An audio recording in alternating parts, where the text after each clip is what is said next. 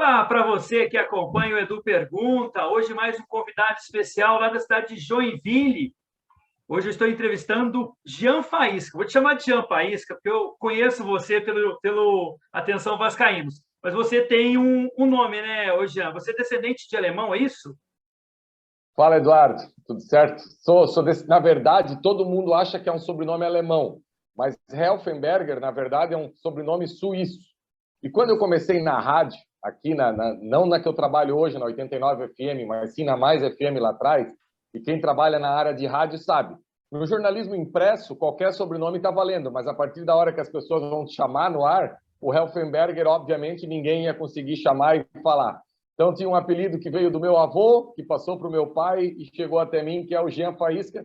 Te confesso que eu não gostava, Eduardo, não achava legal, e acabou ficando, acabou pegando. E hoje muitas vezes me chamam de Faísca, só até o Jean já ficou para trás e está tudo certo. Ô, Jean, vamos falar um pouco do futebol catarinense. Eu estou fazendo uma série de entrevistas com jornalistas. Eu fiz do Rio Grande do Sul, também fiz do Paraná, e hoje a gente está em Santa Catarina. Nesse final de semana teve a final da primeira fase. Mas, de uma maneira geral, qual que é o saldo? É positivo ou negativo o futebol daí? Lembrando que a Chapecoense foi rebaixada, né, para a Série B, você não vai disputar a Série B. Como é que você vê o futebol catarinense, primeiramente no campeonato? E, mais uma vez, obrigado por ter aceito o meu convite. Oi, Eduardo. Vai ser um prazer aqui falar do futebol catarinense. Eu vou te falar, Eduardo, que os números mostram e deixam claro que o futebol catarinense ele encolheu muito nos últimos anos. Eu vou dar um exemplo aqui para você, basicamente, encolheu pelos números, e é bem fácil de entender. Em 2015, o futebol catarinense tinha 4 participantes na Série A do Campeonato Brasileiro.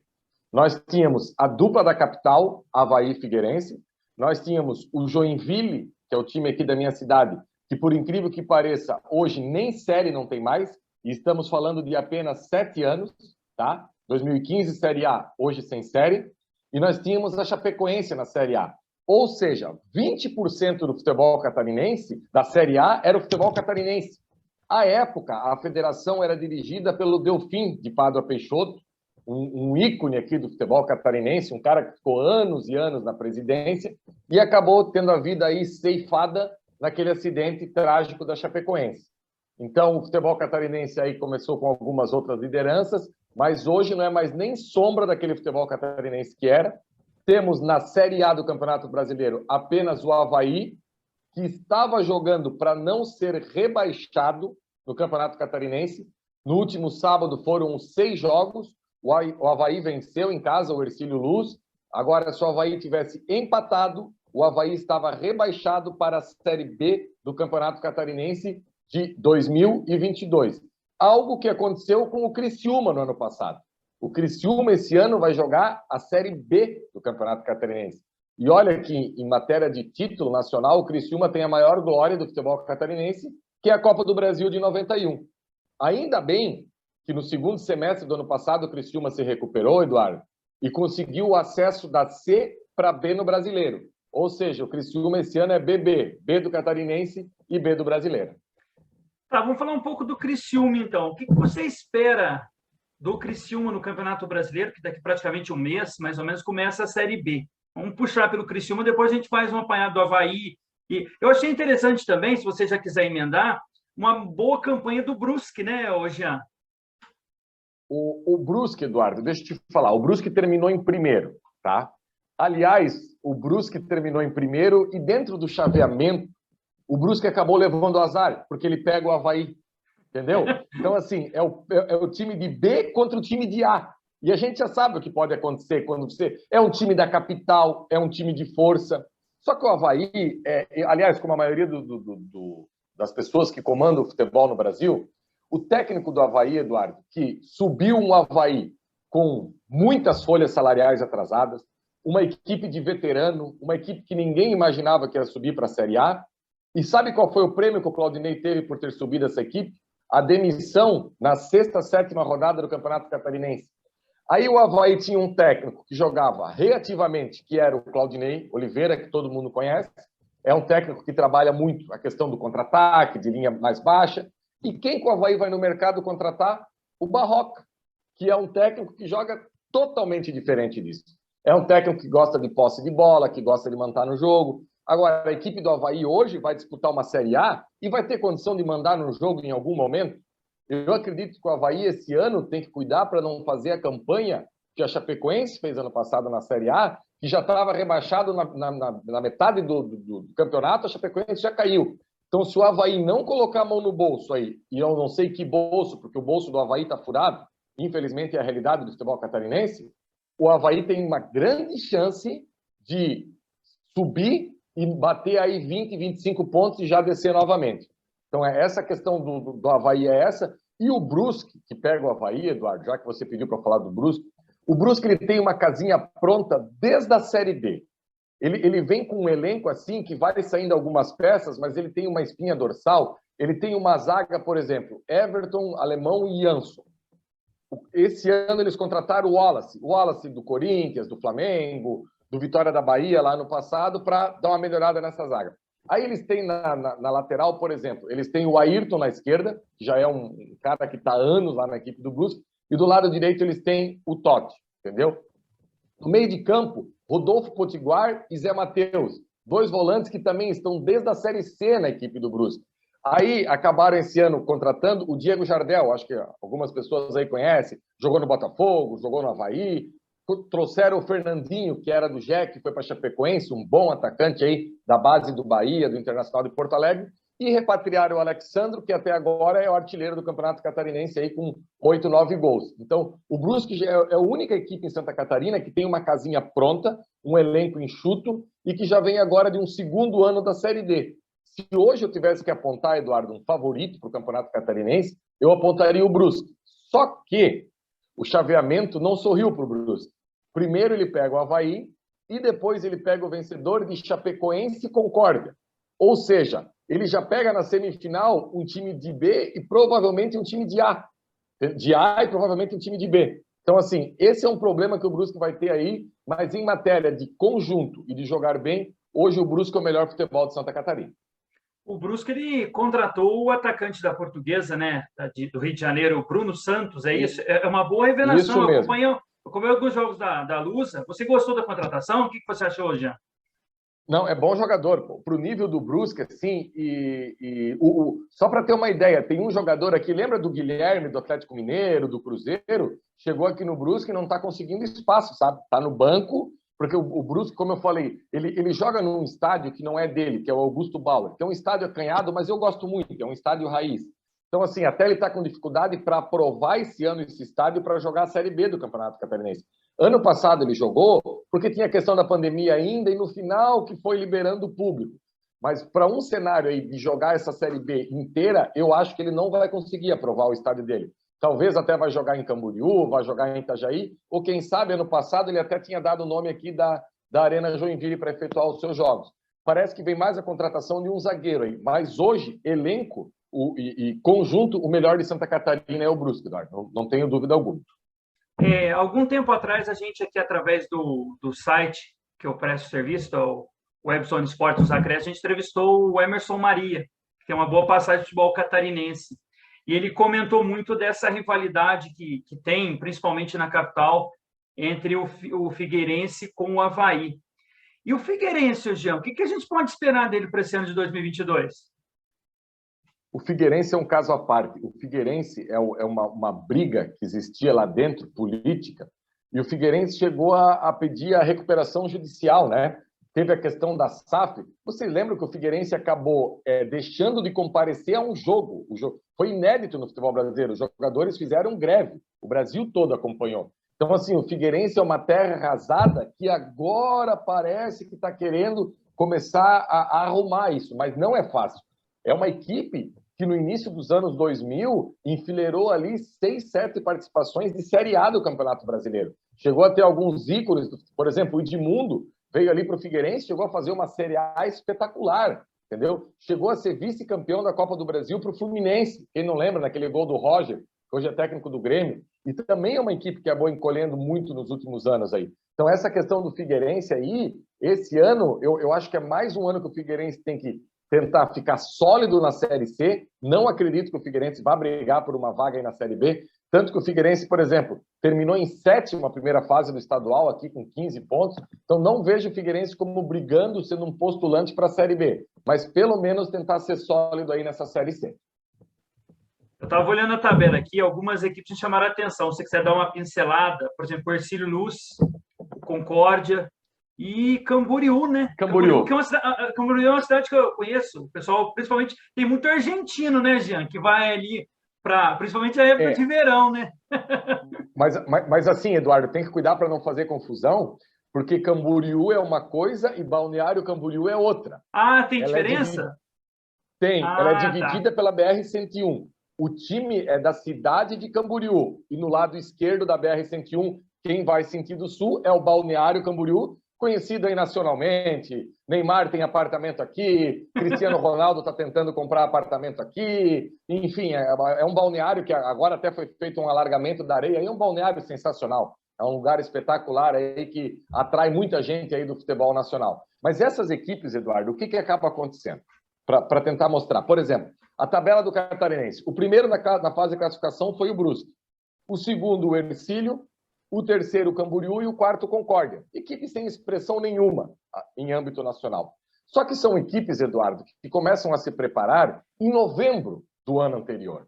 Equipes que montam um elenco, que fazem uma pré-temporada. E como os campeonatos estaduais já começam na segunda semana de janeiro, são equipes que estão na ponta dos cascos. Equipes que fisicamente acabam sobrando.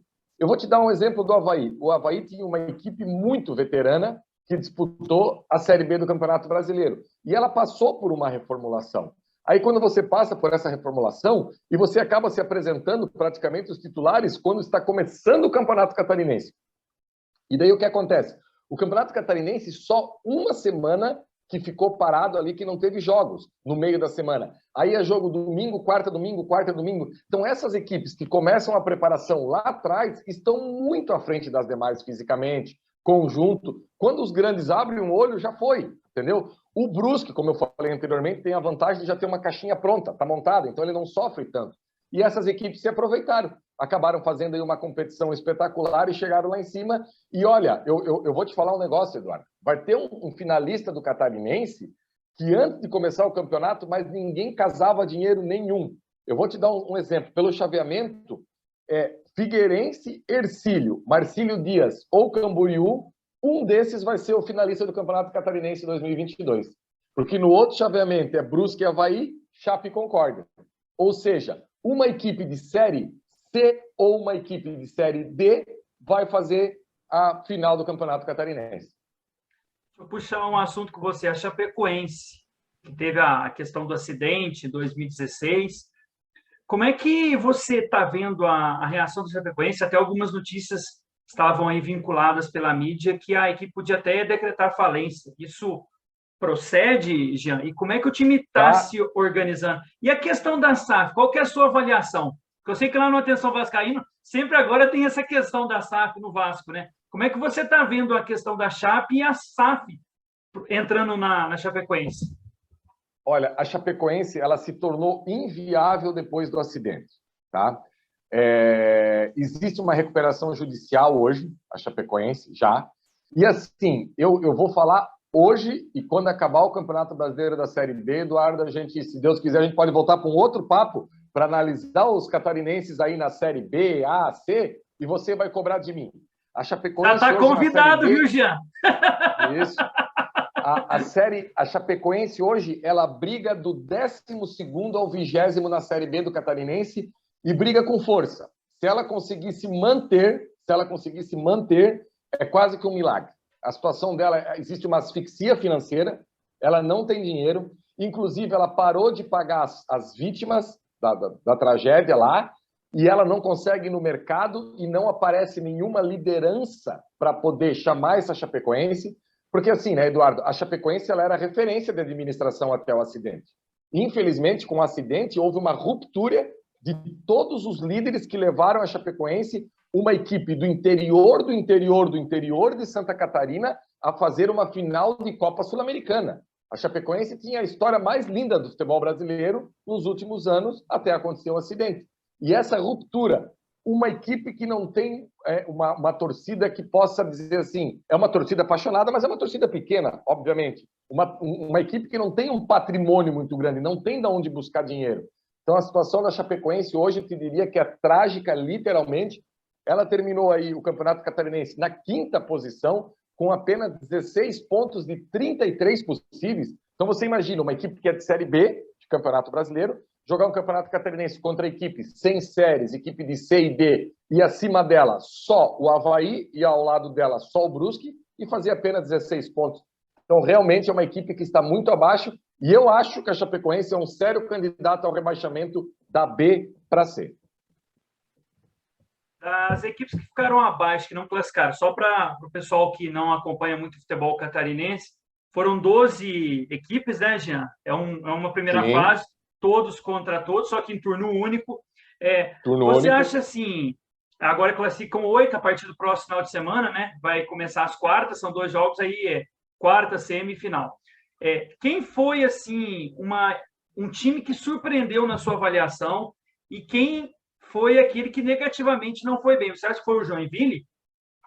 O Avaí e Joinville.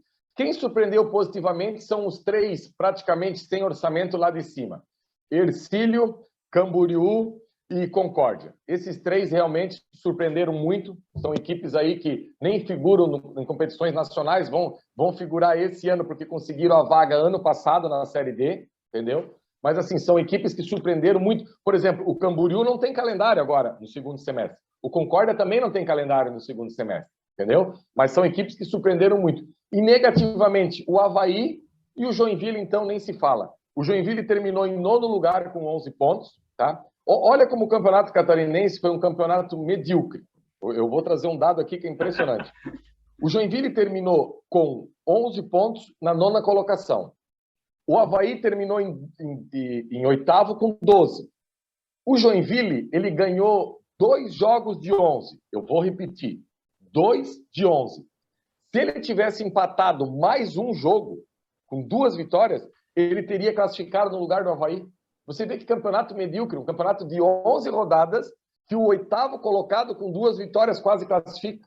Então, assim, e olha, o Joinville estava perdendo para o Barra, lá em Itajaí, que o Barra nem estádio para jogar ainda não tem. É um grupo forte, um grupo de empresários que está montando uma equipe aqui em Santa Catarina, que logo, logo vocês vão escutar falar do Barra. Está vendo um centro de treinamento aí para 100 milhões de reais, com mini estádio, com refeitório, enfim, um negócio bacana eles estão montando aqui em Santa Catarina, que vai ficar entre a cidade de Itajaí e a cidade de Camboriú, que a gente estava falando anteriormente.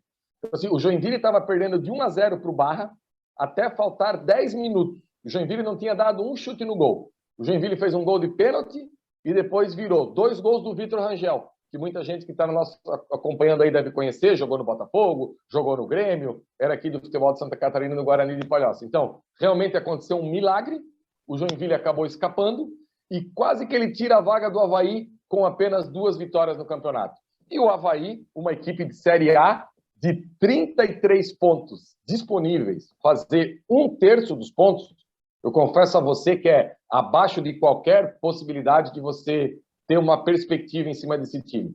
Então, eu tenho a impressão que o Avaí e a Chape brigam muito pelo rebaixamento nos respectivos campeonatos que vão jogar, na Série A e na Série B. E os 2 times rebaixados? O Próspera e o Juventus? O Juventus e o Próspera. O Próspera não fez um jogo em casa. Ele foi reformar o estádio dele e saiu visitando Santa Catarina.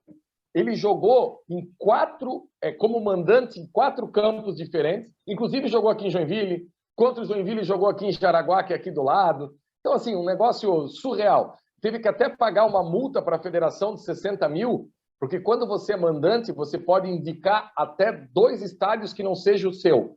E o Próspera conseguiu indicar 4 estádios para jogar, não teve uma casa definida, foi um time cigano aí, e esse ano joga a Série D do Campeonato Brasileiro, tá? E o outro foi o Juventus de Araguá, que é uma equipe vizinha aqui, a Joinville, que muita gente, que como aqui o teu canal aí é de Brasília, nacional, teve a questão aí da Malve, não sei se vocês lembram daquela equipe de futsal que varria todos os títulos no Brasil, O Juventus é dessa cidade, mas infelizmente no futebol de campo acabou caindo esse ano. E para a gente fazer um. A gente está terminando. Não, pode completar, já, perdão. Não, e só para falar da SAF, Eduardo, você me perguntou sobre a SAF e quase passou aqui. Eu acho que a SAF, Eduardo, ela não pode ser generalizada para todos os clubes. Você me conhece lá do Atenção Vascaínos, né? Por exemplo, pro Vasco é a única solução. Ou a SAF ou o Vasco acaba. Porque, assim, tudo aquilo que a gente acompanhou nos últimos anos na política do Vasco, ele jamais vai se organizar politicamente. Então, você esquece. Isso é uma coisa que não vai acontecer. Então, o Vasco, a saída é a SAF. Outros clubes, onde as pessoas conseguem ser civilizadas, sentar numa mesa e ver o bem comum para o clube, se esse clube não estiver afundado em dívidas, eu acho que dá para conseguir uma recuperação. Agora, existem clubes que não têm um poderio muito grande de mídia, de torcida, de sócio-torcedor, que também, se a SAF não chegar e não aparecer o tal do dinheiro novo, acaba caindo todo mundo. E eu vejo, Eduardo, um caminho sem volta. Eu acho que daqui a 4, 5 anos, mais de 50% dos clubes brasileiros terão o caminho da SAF. Você que trabalha aí na mídia esportiva, eu fiz essa mesma pergunta para o jornalista tanto do Paraná quanto do Rio Grande do Sul. Como é que você vê a cobertura da mídia? E pode citar quem passa os jogos aí, aqui não tem problema nenhum. Com relação ao futebol catarinense, é bem divulgado? Como é que você vê, Jean? Agora uma análise aí da nossa profissão. Hoje tem a transmissão da NSC, né, que é afiliada da Globo. É um jogo por semana apenas, é sábado à tarde, 4h30. Tanto que toda a rodada foi feita sábado, 4h30. Mas, assim, ela também tem a possibilidade da assinatura, mas daí é por plataforma de streaming, né, Eduardo? Você assina. Então, assim, se você quiser ter uma amplitude maior, você é obrigado a assinar. Você se vê na necessidade de assinar. Porque você imagina, tem jogo quarta e domingo. Então, são 6 jogos na quarta, 6 jogos no domingo, que eu digo é final de semana. Sim. Dos 12 jogos, você tem possibilidade de assistir um. Então, realmente, acabou caindo muito a cobertura que tinha para a massa, para o povão, e o que continua segurando ainda a energia da galera é aquilo que eu faço aqui, que é o rádio. O rádio acaba sustentando e transmitindo todos os jogos de todo mundo. Então, e tem uma coisa também, transmite, mas não na qualidade que a gente imagina que deveria ser. Por quê? Quando eu comecei lá há 15 anos, a gente estava em loco em todos os estádios, mas é pela questão financeira. Hoje você acaba aí assinando a plataforma de streaming e acaba fazendo muitas vezes do estúdio. E, infelizmente, do estúdio, o gol chega com 30 segundos de atraso. Quem quiser conhecer mais sobre o Jean trabalha onde? O que o Jean faz aí em Joinville? Agora, as suas considerações finais. Mais uma vez, agradecendo a sua paciência aqui com a gente do WebZone Esporte dos Acréscimos. O Edu pergunta, está de portas abertas para falar do futebol catarinense. Porque sabe o que foi a ideia, Jean? Muita gente aqui em Brasília não conhece os outros lugares. Tem gente que não conhece nem aqui, para você ter uma ideia. Então, a gente está abrindo esse espaço para todos os locais e as portas aqui da nossa empresa estão abertas para você. Suas considerações finais, mais uma vez, obrigado, Jean. Valeu, Eduardo. Foi um prazer estar aqui com você. Eu trabalho na 89 FM aqui de Joinville, falando do futebol catarinense e do JEC, do Joinville Esporte Clube, e no Atenção Vascaínos, que é um canal basicamente exclusivo para torcedor do Vasco, mas obviamente que tem muita gente que entra ali para pegar informação, até porque eu acho que a ferramenta do YouTube, ela apresenta muita coisa para muita gente. Agora, ela precisa ter responsabilidade. E no nosso canal, independente se é Vasco, Flamengo, Fluminense, Botafogo, eu não estou aqui falando de clube, Palmeiras, Corinthians, eu estou falando de responsabilidade. Eu estou aqui para fazer um jornalismo e nós estamos lá, não é para caçar o clique, não é para botar numa capa, Eduardo, que o Vasco vai contratar o Messi, vai contratar o Cristiano Ronaldo, vai contratar o Yaya Touré. Não, a gente está lá para falar que o Vasco vai contratar o reserva do Ipiranga de Erechim, porque isso é jornalismo. É isso que a gente procura fazer. E o YouTube, eu tenho certeza que o teu canal também é para isso, esclarecer e não vir com pirotecnia, gente que só quer o clique ali para tentar rentabilizar em cima do negócio. E só para finalizar aqui, uma das maiores alegrias que eu tive com o Joinville foi na Série C de 2011, quando o jogo do acesso, que o Joinville saiu da Caverna do Dragão e conseguiu o acesso para a Série B, foi contra o Brasiliense, aí em Brasília, um dia de semana à tarde, que o Joinville acabou goleando, e um dos gols do Joinville, inclusive, marcado pelo Ramon do Vasco, Ramon do Cruzeiro, aquele meia Décio ali, que conquistou vários títulos com a camisa do Vasco. Espero que a galera aí tenha curtido aí o nosso trabalho. Quem quiser acompanhar a gente aí, quem for vascaíno, busca aí o @avascaínos e o meu é @GianFaísca1 no Twitter e no Instagram. Tá certo. Agradecendo ao Gian. Desculpe, repete seu sobrenome para eu não errar. Jean Helfenberger. Jean Helfenberger. Foi o entrevistado de hoje do Edu Pergunta. Agradecendo mais uma vez e mandar um abraço para o pessoal aí de Santa Catarina. Só para fazer aqui um pouquinho de lobby. O meu tio, né, que eu te contei em off, foi dentista aí em Joinville. E aqui, ó, para a gente finalizar, Jean, pra você ficar um pouco mais feliz, ó. E essa camisa, Edu, essa camisa é da Série C de 2011, tá? Sim. É uma camisa vitoriosa, é um modelo vitorioso. E o interessante, assim, a gente está terminando, mas só para pegar um gancho. Mas como o Joinville conseguiu, né? Tá lá no topo, chegou na Série B em 2015, né? Depois... Essa é a última, já prometo. Não tem problema, Eduardo. Eu vou até me alongar um pouquinho nessa última para a gente encerrar. Tá. O Joinville, em 2014, foi campeão da Série B. Uma Série B que tinha Vasco, que tinha Ponte Preta, enfim. O Joinville foi campeão dessa Série B. O Joinville ganhou prêmios na CBF como a melhor gestão do futebol brasileiro. O Joinville tinha na sua comissão o Emerson Maria, que você entrevistou. O Joinville tinha César Sampaio, que hoje é funcionário da CBF. O Joinville tinha Léo Franco, que era irmão do Ney Franco. O Joinville tinha Sérgio Ramírez, que era o uruguaio que correu atrás do Rivelino lá. Ou seja, uma comissão técnica robusta, um staff robusto para levar essa equipe aí à Série A. O Joinville subiu. O Joinville ganhou 23 milhões da TV. Era um clube saneado com 23 milhões em caixa. O Joinville subiu para a Série A, começou a ficar na zona do rebaixamento, despejou um caminhão de jogadores, não deu certo. Caiu para a Série B, despejou 46 contratações num ano, não deu certo. Caiu para a Série C. E dali em diante, meus amigos, porque tem que entender que quem contrata 46 jogadores numa temporada precisa pagar 46 salários e precisa pagar 46 rescisões.